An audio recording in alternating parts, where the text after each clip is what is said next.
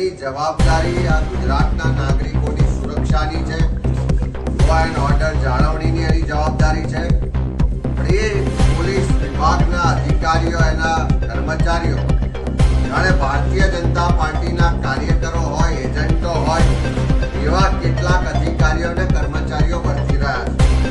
પહેલા દિવસથી અલગ અલગ વિસ્તારોમાં MIM હોય કે બીજા અપક્ષ ઉમેદવારો ઉભા રાખવા માટે એના પેપર્સ તૈયાર કરવાથી લઈ અને એ માટે ધાક ધમકી આપવા માટે બુટલેગરોને સાથે રાખીને પ્રયત્નો થયા. કોંગ્રેસ પક્ષના ઉમેદવારોએ જ્યારે નોમિનેશન કરવાની શરૂઆત કરી ત્યારે કોઈ પણ રીતે એને ડરાવી દબાવીને ફોર્મ ના ભરે એના માટેના પૂરા પ્રયત્નો થયા.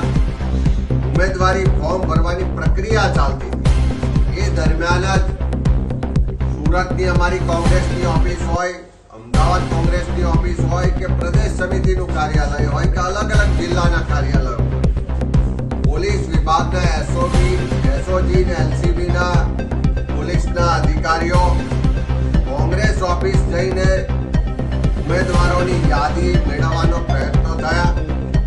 કેટલીક જગ્યાએથી યાદી મેળવી અને એ ઉમેદવારોને ડરાવવા ધમકાવવાના પણ પ્રયત્નો થયા.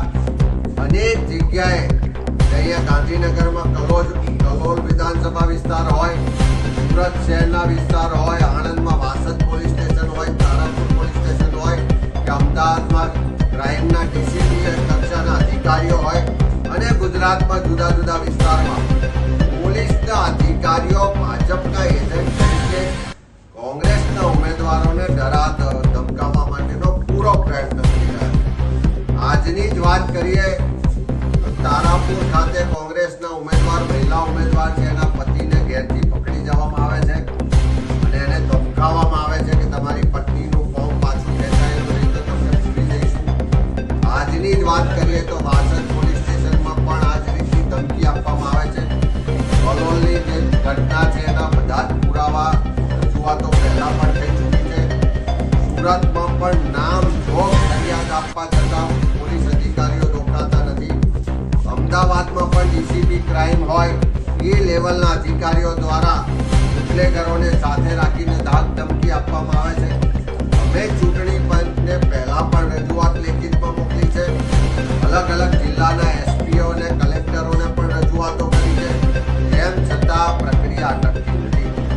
આજે ચૂંટણી પંચને પણ કીધું છે અને તમારા માધ્યમથી ગુજરાતની સરકાર અને ગુજરાતના જે અધિકારીઓ છે, જે પોલીસ વિભાગના અધિકારીઓ અને સરકારના અધિકારીઓ છે અને સાથે એમના ભાજપના મળતિયા, બિલ્ડરો, બુટલેગરો બધાને જ કહેવા માંગીએ છીએ કે આ લોકશાહીનું પર્વ છે. ફ્રી એન્ડ ફેર ઇલેક્શન થાય એ થવા દો.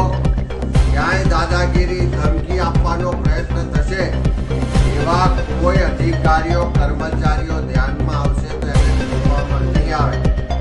અને સમય આવશે તો કોઈ સરકાર, કોઈ ભાજપના નેતાઓ બચાવવા નહીં આવે. ચૂંટણી પંચ પાસે પણ માગણી કરી છે કે અમે નામ જોગ ફરિયાદો આપી છે, પોલીસ સ્ટેશન કે ચોક્કસ અધિકારીઓના નામ પણ આપ્યા છે, એમની સામે કાર્યવાહી કરવામાં આવે એવી માગણી પણ કરી છે. આવતીકાલે જ્યારે ફોર્મ પાછો ખેંચવાનો છેલ્લો દિવસ છે ત્યારે અનેક જગ્યાએ આવા લોકો ડરાવી ધમકાવી રહ્યા છે, ત્યારે એમને પ્રોટેક્શન આપવા માટેની પણ રજૂઆત કરી છે.